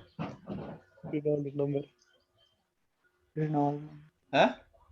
Reynolds number। नहीं यार, Reynold number कहाँ पहुंच गए? R is your gas constant। Reynold number Gas अभी constant। आगे आएगा, आप पहले ही पहुंच गए यार। R is your gas constant। इतना ही रटा था sir, PV equals to NRT बस। इतना ही रटा मैंने भी इतना ही रटा था यार। ठीक है, P is NRT। R होता है, R is gas constant and T is temperature। ठीक है, R जो आ गया, this is gas constant and T is temperature। अब N जो है, N है आपका, N is your moles of material, जो भी है moles of gas। ठीक है ना, मतलब कितनी क्वांटिटी है गैस की। बेसिकली मोल्स क्या हो गया? What is moles? Moles is a unit of क्या, उसका अमाउंट, उसका मास मेजर करने के लिए। ठीक है ना, तो N आ गया आपका मोल ऑफ गैस। तो राइट, तो यहां से अगर मैं इस इक्वेशन को ऐसे अरेंज करूं, P is equal to NRT by V। ठीक है, तो N बन गया आपका, N बन गया आपका मास, मोल्स ऑफ गैस, V बन गया वॉल्यूम। तो यहां से मेरी जो आइडियल गैस इक्वेशन, इसकी जो मोस्ट जनरलाइज्ड इक्वेशन है, जो मोस्ट जनरलाइज्ड फॉर्म है, that is P is equal to rho R T। P is equal to rho R T। यही इक्वेशन आपकी जनरली यूज होती है, आपकी आइडियल गैस इक्वेशन की ये फॉर्म जनरली यूज होती है, P is equal to rho R T। ठीक है, अब यहाँ पे देखो आप, यहाँ पे देखो आप, जैसे जैसे मैं प्रेशर बढ़ाऊंगा, मतलब P is directly proportional to rho. P is directly proportional to rho, मतलब प्रेशर बढ़ा रहा हूं तो डेंसिटी बढ़ रही है, प्रेशर बढ़ा रहा हूं तो डेंसिटी बढ़ रही है। डेंसिटी बढ़ रही है मतलब rho is equal to M by V। Right, मतलब अगर डेंसिटी बढ़ रही है तो दैट मींस वॉल्यूम डिक्रीज हो रही है, दैट मींस वॉल्यूम डिक्रीज हो रही है। तो इसका मतलब आपकी जो गैसेस है, these are highly compressible, these are highly compressible. Pressure बढ़ाए जाओ, डेंसिटी बढ़ती जाएगी, डेंसिटी बढ़ रही है तो वॉल्यूम क्या होते जा रही है आपकी, कम होते जा रही है, ठीक है, वॉल्यूम क्या होते जा रही है, कम होते जा रही है, ठीक है ना। क्लियर है कंप्रेसिबिलिटी सबको, ठीक है। कंप्रेसिबिलिटी के साथ ही एक और टर्म आती है जिसे हम बोलते हैं मॉडुलस ऑफ इलास्टिसिटी, ठीक है, जिसे हम बोलते हैं मॉडुलस ऑफ, ये शायद सॉम में पढ़ा होगा आपने मॉडुलस ऑफ इलास्टिसिटी के बारे में।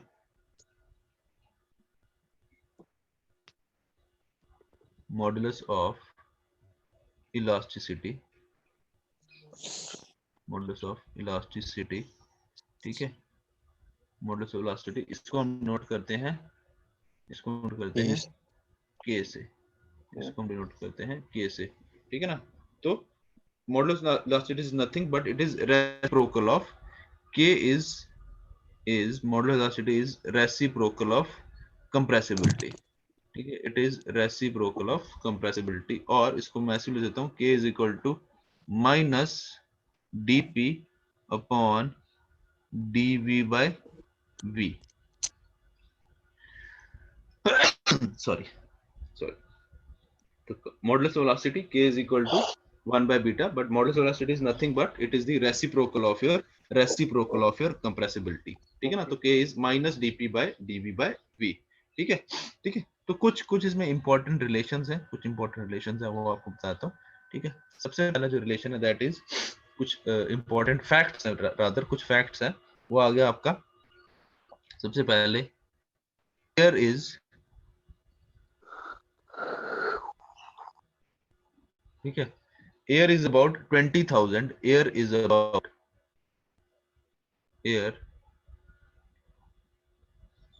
पेन क्या हो गया मेरे,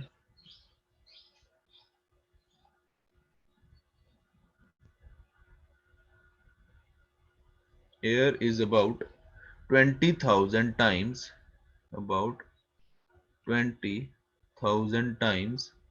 more compressible than 20,000 times more compressible than water,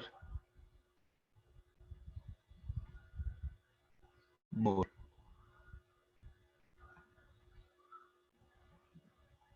compressible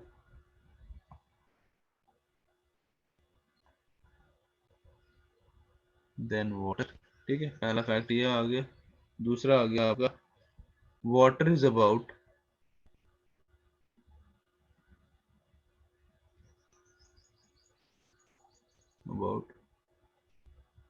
100 times more compressible than steel, ठीक है। ये छोटे छोटे फैक्ट्स हैं, कई बार डायरेक्ट थ्योरेटिकल क्वेश्चन आता है, ठीक है ना। तो air is about 20,000 time more compressible than water, water is about 100 times more compressible than steel. और नेक्स्ट आता है आपका एक और फैक्ट है आपका, that is bulk modulus of water, मतलब KW approximately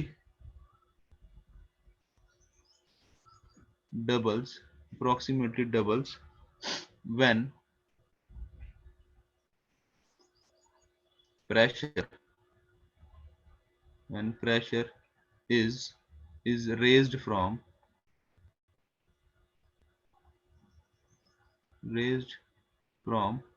1 atm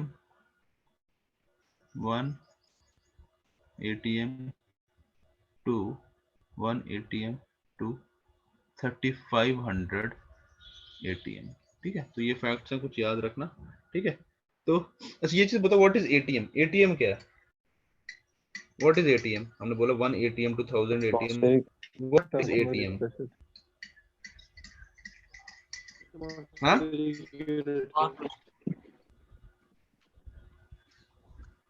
एटीएम पैसे वाला एटीएम नहीं, पैसे निकालना नहीं, ये वाला यहाँ पे एटीएम, हाँ ये बेसिकली प्रेशर मेजरिंग का, प्रेशर मेजरमेंट का, it is one of the units of pressure measurement, ध्यान रखना।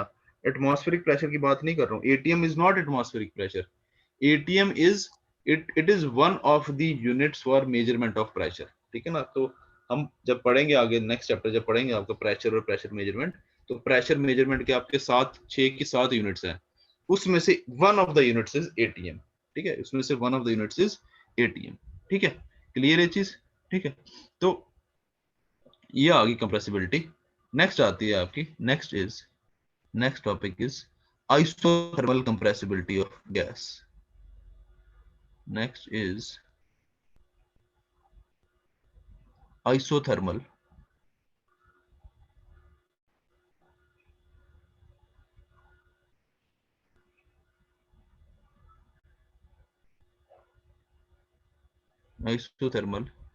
compressibility of gas. What is isothermal? कि बता सकते हैं मेरे को isothermal process क्या होता है? ये हमने बोल तो दिया isothermal compressibility. What is isothermal? Keeping the temperature constant. Pressure is constant. हाँ exactly.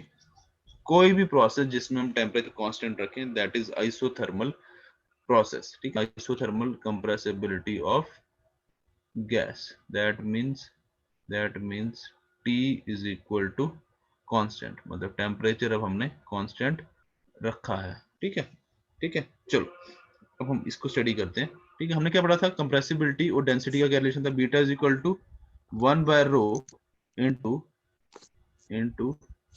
D rho by D P, ये रिलेशन पढ़ा था हमने कंप्रेसिबिलिटी का, ठीक है ना, राइट।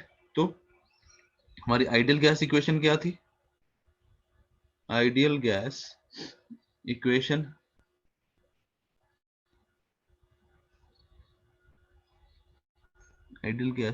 आ गई आपकी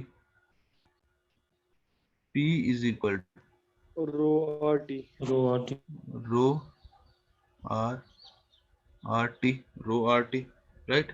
और अब इसको मैं अगर डिफरेंशिएट करूं, ठीक है ना, और मेरा रो किसके बराबर आ गया, रो किसके बराबर आ गया, rho is equal to P by R T, rho is equal to P by R T, right. अब इसको मैं विद रिस्पेक्ट टू अगर प्रेशर डिफरेंशिएट करूं, इसको मैं डिफरेंशिएट करूं अगर विद रिस्पेक्ट टू प्रेशर, तो ये क्या बन जाएगा, D rho by D P is equal to D bye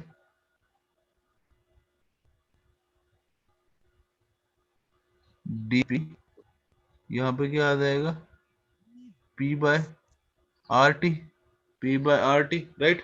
R तो गैस कांस्टेंट है, वो ऐसे ही बाहर आ जाएगा, और आइसोथर्मल प्रोसेस है तो T भी कांस्टेंट होगा तो वो भी बाहर आ जाएगा, तो dP बाय dP क्या बन जाएगा, differentiation of pressure with respect to pressure, वो 1 हो जाएगा, right.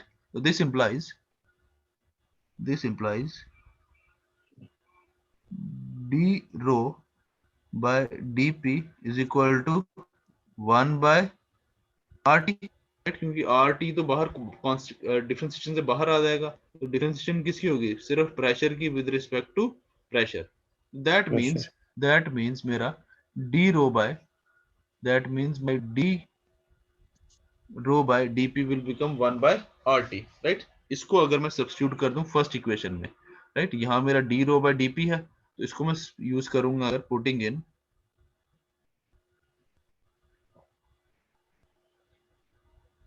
in first, so that means my first equation will become beta is equal to 1 by rho, और d rho by dP की जगह 1 by RT, तो 1 beta is equal to 1 by RT। इसको अब ध्यान से देखो, ये डिनोमिनेटर में क्या बन गया, rho into R into T, जो कि किसके बराबर है, P के बराबर, गैस इक्वेशन। तो that means for the compressibility of, ये आ गया आपका P, ठीक है, beta is equal to 1 by P, तो that means your isothermal compressibility of gas is nothing but inverse of your pressure, बस ये क्या आपका प्रेशर का इनवर्स है, ठीक है। और यहीं से अगर मुझे बल्क मॉडुलस ऑफ इलास्टिसिटी निकालनी हो, मॉडुलस ऑफ इलास्टिसिटी या बल्क मॉडुलस ऑफ इलास्टिसिटी, वो किसके बराबर होगी, प्रेशर के किसके बराबर होगा, इसी का इनवर्स आ जाएगा, ये आ गया मेरा B, और के आइसो क्या होता है, इसका रेसिप्रोकल होता है, तो 1/p का क्या आ जाएगा, p आ जाएगा, राइट। 1/बीटा आ जाएगा तो वो आ जाएगा p। ठीक है, क्लियर है चीज आपको, ठीक है ना। तो ये आ गया आपका आइसोथर्मल कंप्रेसिबिलिटी और आइसोथर्मल मॉडुलस ऑफ इलास्टिसिटी। ठीक है, नेक्स्ट बात करते हैं हम adiabatic compressibility of gas. Adiabatic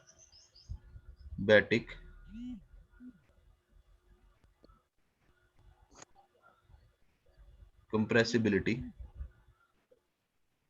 of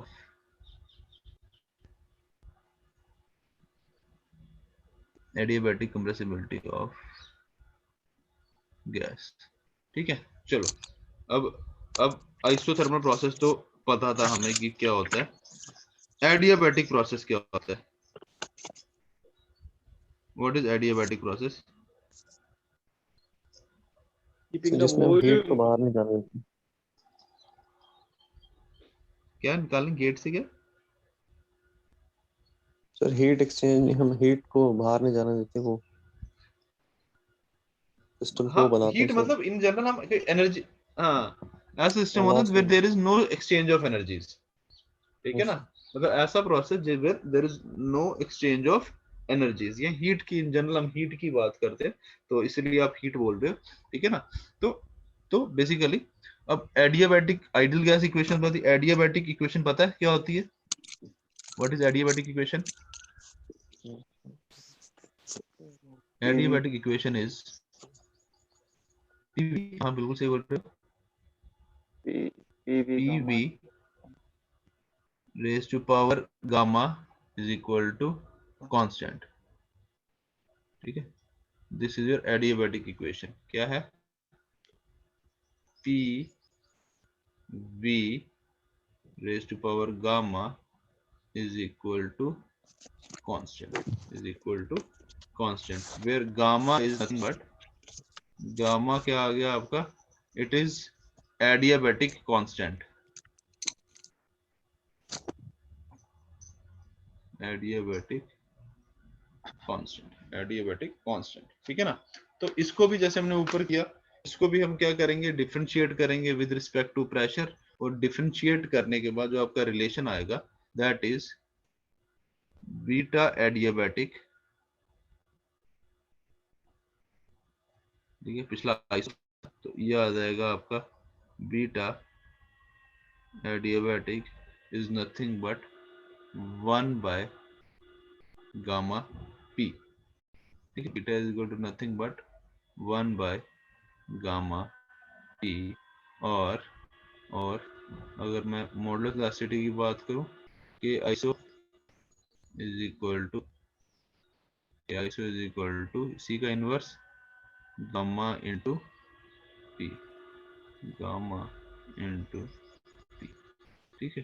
तो ये रिलेशन याद रखना है आपने, डेरिवेशन कोई नहीं पूछेगा, मेन आपको रिलेशन पता होने चाहिए, ठीक है ना। तो compressibility of your isothermal compressibility of gas वो आ जाएगी beta iso is equal to 1/p, और एडियाबैटिक आ जाएगी 1/gamma p। ठीक है, क्या बोल रहे हो सर के एडियाबैटिक adiabatic। आइसो नहीं,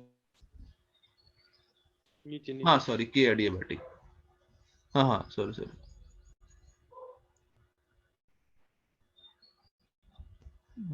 के एडियाबैटिक।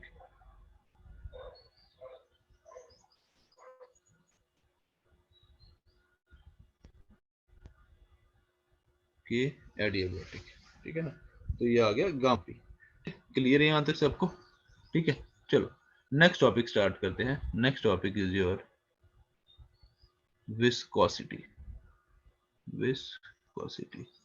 ठीक है ना, फर्स्ट चैप्टर का जो सबसे इंपॉर्टेंट टॉपिक है वो यही है, विच इज योर विस्कोसिटी। ठीक है, which is your viscosity.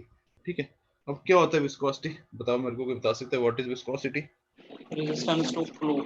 Resistance to resistance flow. Of fluid deformation. हाँ, resistance to flow, resistance deformation. ऐसे थोड़ी आसान भाषा में समझाओ यार, Motion of each other. होता क्या विस्कोसिटी? Resistance. अगर किसी नॉर्मल बंदे को जिसको नहीं पता हो ये, गाढ़ापन, गाढ़ा हाँ? विस्कस, गाढ़ापन, बिल्कुल गाढ़ापन। सही यार। हाँ हाँ, देसी भाषा में बताओ ना, हाँ देसी भाषा में बताओ ना, गाढ़ापन, ठीक है ना, शहद। गाढ़ापन। जैसे शहद होता है, जैसे शहद, हाँ जैसे शहद की एग्जांपल है हम, वो ज्यादा गाढ़ा है, मतलब शहद को अगर आप नीचे मतलब जमीन पे गिराओ और पानी को गिराओ, पानी आपका वहीं से इजीली फ्लो कर जाएगा, लेकिन शहद जो वो फ्लो नहीं करेगा। समझ रहे, शहद जो आपका फ्लो नहीं करेगा, क्यों ज्यादा फ्लो नहीं करेगा? क्योंकि वो ज्यादा गाढ़ा है, क्योंकि वो ज्यादा गाढ़ा है, मतलब जितना ज्यादा गाढ़ा हुआ उतनी ज्यादा उसको क्या मिल रही है, रेजिस्टेंस मिल रही है मूव करने में। समझ रहे हो, उतनी ज्यादा उसको रेजिस्टेंस मिल रही है मूव करने में, ठीक है ना। तो अब आ जाओ आप, अब आ जाओ आप टेक्निकल लैंग्वेज पे, that viscosity is nothing but it is your resistance to flow, ठीक है, resistance to flow, ठीक है। अब ये resistance to flow डेवलप कहां से हो रही है, क्यों डेवलप हो रही है, कोई बता सकता है इसके पीछे बेसिक रीजन क्या है, क्यों डेवलप हो रही है resistance to flow? Internal friction, sir. Between particles. Internal friction हाँ, force. Because of, Internal Intermolecular friction. force of attraction. देखो इंटरनल फ्रिक्शन नहीं बोलेंगे, इंटरनल अट्रैक्शन बोलेंगे इसे हम, Internal ठीक है ना, molecular. Because of internal attraction, internal Cohesion बोल मॉलिक्यूलर सकते हैं। अट्रैक्शन, इसी इसके लिए बड़ा, Attractive force. हाँ इसके लिए बहुत अच्छा एक टर्म है, हाँ इसके लिए बड़ा अच्छा टर्म है, that is cohesion, that is Cohesion. Cohesion. तो that means the basic cause of your viscosity is cohesion, Cohesion. That is basic cause of your viscosity is cohesion, ठीक है ना। तो ऐसी दो टर्म सुनी होंगी आपने, ऐसे जनरल बात करते हैं, एक होती है कोहेजन, एक होती है एडहेजन, ठीक है, दो टर्म सुनेंगे हो आपने, एक कोहेजन एक एडहेजन। एडहेजन क्या होती है, बता सकते हैं मेरे को, what is adhesion, what is the difference between cohesion and adhesion, क्या होता है? ये हो गया सर सेम मॉलिक्यूल्स में, वो डिफरेंट में। जो unsimilar होगा हाँ sir. Exactly, Attraction, cohesion is that the, is adhesion. हाँ cohesion is the attractive forces between molecules of the same substance, ध्यान से सुनना, cohesion is the attractive forces, attraction forces between molecules of the same substance, and adhesion is the attraction between molecules of two different substances, ठीक है ना, two different substances, ठीक है, clear है चीज। तो ये हो गई आपकी adhesion और cohesion, ठीक है। तो विस्कोसिटी जैसे आपने बोला, viscosity is nothing but resistance to flow, resistance to flow, ठीक है। अब ये रेजिस्टेंस टू फ्लो आया कहां से, वो देखते हैं जरा हम, ठीक है। लेट सपोज ये आपकी कोई सरफेस है जहां पे आपका फ्लो डेवलप हो रहा है, ठीक है। लेट सपोज ये आपकी कोई सरफेस है,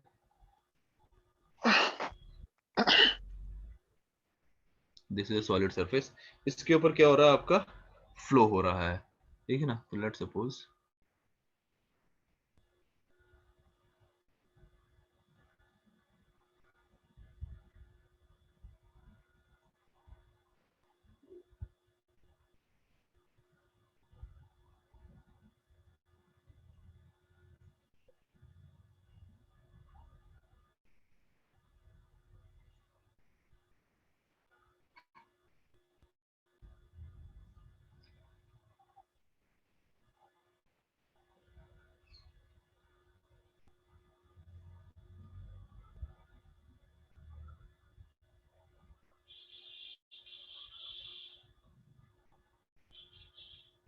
ठीक है, ये कोई फ्लूइड फ्लो कर रहा है आपका एक सरफेस के ऊपर, ठीक है। तो इस सरफेस के ऊपर अब इधर भी हमने जो इनिशियली जो सबसे पहली जो कंडीशन पढ़ी हमने, एक सबसे पहले जो पढ़ा नो स्लिप कंडीशन, ठीक है, हमने पढ़ा ना पहले नो स्लिप कंडीशन, मतलब जो लेयर, जो बॉटम मोस्ट लेयर होगी, या जो लेयर आपकी इस सरफेस के कांटेक्ट में आएगी, इस सरफेस के कांटेक्ट में आएगी, मतलब उसके जो मॉलिक्यूल्स हैं उनकी वेलोसिटी क्या हो जाएगी, उनकी रिलेटिव वेलोसिटी क्या हो जाएगी, जीरो हो जाएगी, राइट। उनकी जो रिलेटिव वेलोसिटी होगी वो क्या हो जाएगी, जीरो हो जाएगी। तो लेट सपोज अगर मैं एक मॉलिक्यूल ले लूं यहाँ पे, let suppose this is one of my molecules, ठीक है, जो आपका इस सरफेस के कांटेक्ट में है, तो दैट मींस यहाँ पे कौन सी कंडीशन डेवलप हुई है, no slip condition, no slip condition, right. That means अगर अगर ये मॉलिक्यूल रुक रहा है, अगर इस मॉलिक्यूल को रेजिस्टेंस मिल रही है फ्लो करने में, तो अब ये क्या करेगा, क्योंकि एडहेजन फोर्स कोहेजन फोर्सेस हैं आपकी फ्लूइड के अंदर, तो ये करेगा इसके ऊपर जो फ्लूइड होगा इसके ऊपर जो फ्लूइड पार्टिकल होगा ये उसको रोकने की कोशिश करेगा, राइट। जब वो थोड़ा रुकेगा, वो अपने ऊपर वाले फ्लूइड मॉलिक्यूल को रोकने की कोशिश करेगा। ऐसे होगा, धीरे धीरे क्या होगा, हर एक फ्लूइड जो है अपने एडजेसेंट मॉलिक्यूल को क्या करने करेगा, रोकने की कोशिश करेगा। तो इसका मतलब क्या हुआ, जितनी ज्यादा कोहेजन फोर्सेस होंगी, जितनी ज्यादा कोहेजन है, उतना ज्यादा क्या लग रहा है, रेजिस्टेंस दे रहे हैं हर मॉलिक्यूल अपने ऊपर वाले मॉलिक्यूल को, राइट। पर धीरे धीरे क्या होगा, जैसे जैसे हम ट्रांसवर्स डायरेक्शन में, जैसे जैसे हम ट्रांसवर्स डायरेक्शन में ऊपर जाएंगे, जैसे हम इस डायरेक्शन में ऊपर जाएंगे, हमारी जो फोर्सेस हैं, जो ये रेजिस्टेंस धीरे धीरे कम होते जाएंगी, ये धीरे धीरे क्या होते जाएगी, कम होते जाएगी, राइट। तो आपका जो बेसिकली क्या होगा, एक वेलोसिटी ग्रेडियंट सेटअप हो जाएगा इन ट्रांसवर्स डायरेक्शन, ठीक है ना। मतलब कहने का क्या मतलब है, मतलब हमारा कुछ इस तरीके से आपकी जो फ्लो प्रोफाइल बनेगी कुछ इस तरीके से बन जाएगी, ठीक है ना। तो अगर यहाँ पे मैं एक आपके अलग अलग फ्लूइड मॉलिक्यूल्स ले लूं,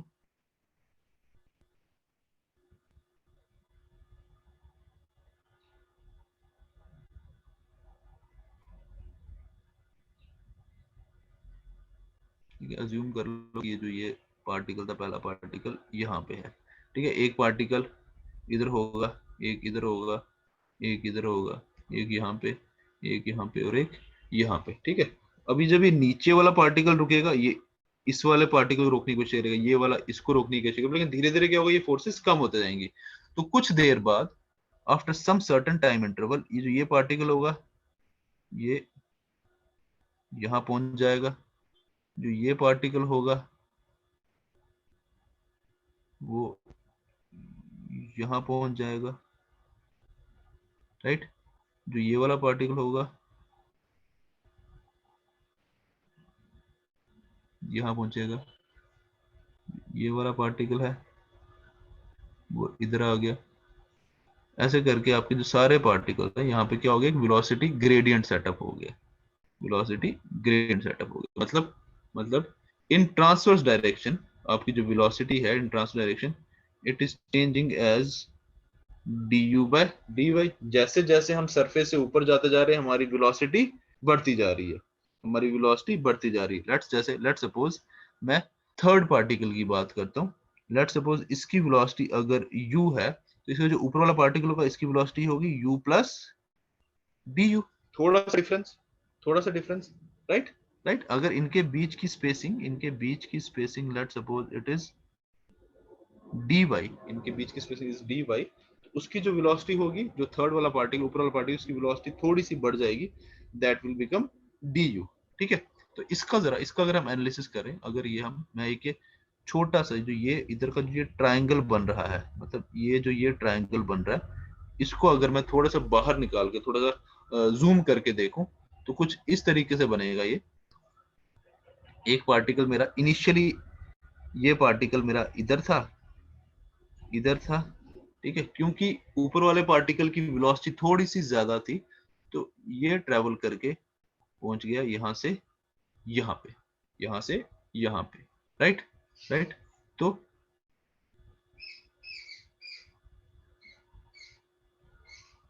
एक ट्रायंगल बना दे, ट्रायंगल की शेप दे देते हैं इसको, एनालिसिस में आसान रहेगा, ठीक है, राइट। तो इसकी जो स्पीड है, जो नीचे वाला पार्टिकल का, इसकी जो स्पीड है, इट इज u, इसकी है u प्लस du, इसीलिए इसने डिस्टेंस थोड़ा ज्यादा ट्रेवल किया है। और लेट्स सपोज ये जो छोटा सा यहाँ ट्रायंगल बन रहा है, जो ये शेयर डिफॉर्मेशन हो रही है, let's suppose it is d theta, ठीक है। तो अगर मैं एक छोटा सा टाइम इंटरवल लूं dt, तो इसमें जो आपका ये पार्टिकल है, जो ऊपर वाला पार्टिकल है, उसने जो एक्स्ट्रा डिस्टेंस ट्रेवल किया होगा, वो कितना ट्रेवल किया होगा, ये बता सकता है मेरे को, इसने डिस्टेंस कितना ट्रेवल किया होगा एक्स्ट्रा। ये आपका दोनों के बीच की स्पेसिंग है dy, इनके बीच की स्पेसिंग है dy। तो मुझे बताओ, इसने जो डिस्टेंस ट्रेवल किया है एक्स्ट्रा, वो कितना होगा।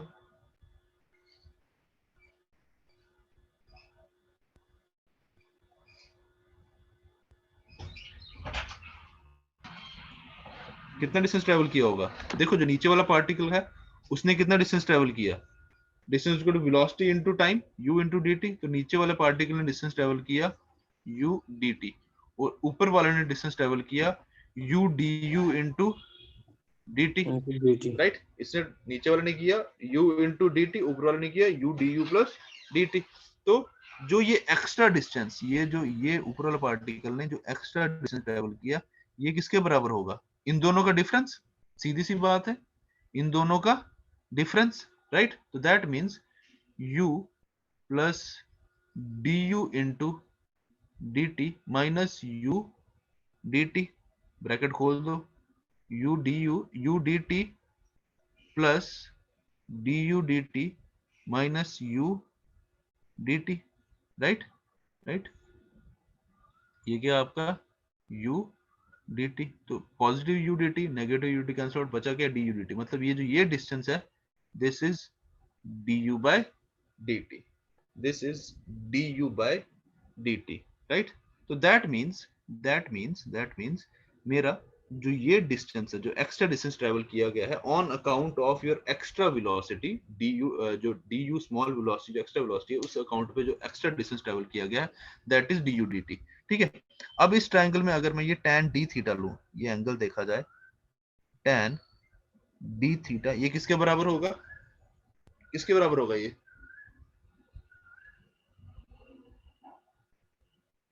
tan d थीटा किसके बराबर होगा? इधर यूज हो गए हो, du dt over dy। हाँ, du dt ओवर dy, ठीक है, du dt ओवर dy। अब बिकॉज ये d थीटा बहुत ही छोटा एंगल होता है तो हम tan d थीटा को अप्रोक्सीमेटली d थीटा ही ले लेते हैं। तो that means d theta is equal to du dt by dy। इसी को अगर थोड़ा सा रीअरेंज करूं तो that becomes, this becomes d theta by dt is equal to du by dy, ठीक है। बहुत इंपॉर्टेंट रिलेशन है, d theta by dt is equal to du by dy, क्योंकि कल हमने न्यूटन्स लॉ ऑफ विस्कोसिटी पढ़ना है तो वहां पे ये रिलेशन यूज होगा, ठीक है ना। तो ये क्या आ गया, d theta by dt is equal to du by dy, ठीक है। तो पहले, इससे पहले हमने क्या निकाला? हमने निकाला कि d theta is equal to du by dt by dy। यहाँ पे जो d थीटा है, what is d theta? What is d theta? d theta is nothing but it is your angular deformation. It is your angular deformation, ठीक है ना। तो अब आ गया आपका d theta by dt। What is d theta by dt? क्या किया हमने? एंगुलर डिफॉर्मेशन को टाइम से डिवाइड कर दिया, एंगुलर डिफॉर्मेशन को टाइम से डिवाइड कर दिया, तो बन गया रेट ऑफ एंगुलर डिफॉर्मेशन। बिल्कुल सही, रेट ऑफ एंगुलर या फिर शेयर, रेट ऑफ एंगुलर और शेयर डिफॉर्मेशन। और ये du by dy क्या है? What is du by dy? du by dy is nothing but it is velocity gradient in transverse direction, velocity gradient in transverse direction,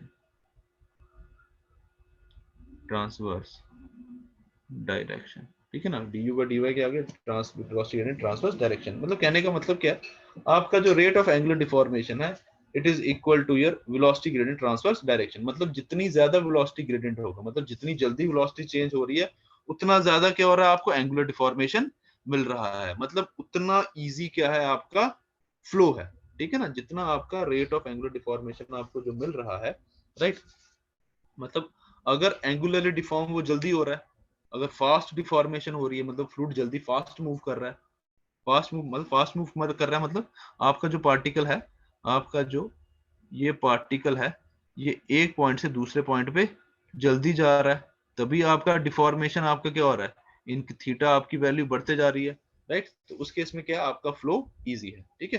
clear है चीज? चलो इसको हम कल एनालाइज करेंगे, आपका कल देखेंगे। तो यहाँ पे खत्म होता है। इसके बाद हमारा जो नेक्स्ट टॉपिक स्टार्ट होना है that is Newton's law of viscosity. ठीक है, न्यूटन्स लॉ ऑफ विस्कोसिटी कल स्टार्ट करेंगे। ठीक है, चलो आज खत्म करते हैं क्लास। कल का जो है ना, कल वाली जो क्लास होगी वो कल शाम को होगी आपकी। ठीक है, ओके सर।